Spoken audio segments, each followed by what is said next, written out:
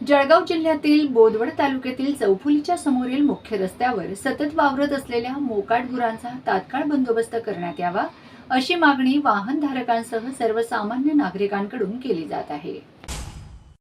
विशेष बाब म्हणजे या मोकाट गुरांमुळे वाहनधारकांना मोठा अडथळा ठरून छोट्या मोठ्या अपघातांसह आदी समस्यांना सामोरे जावे लागत आहे।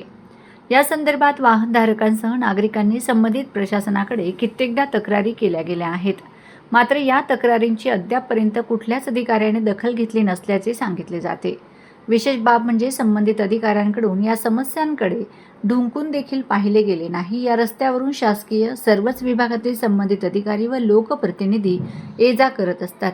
मात्र या समस्येची दखल अध्यक्ष कोणाकडूनच घेतली गेलेली नाही, याची मोठी खंत सध्या बोदवडकरांना वाटू लागली आहे। म्हणून संबंधित प्रशासनाने या समस्येची तात्काळ दखल घेऊन मोकाट गुरांचा प्रश्न सोडवावा अशी मागणी बोदवड येथील नागरिकांसह वाहनधारक करीत आहेत।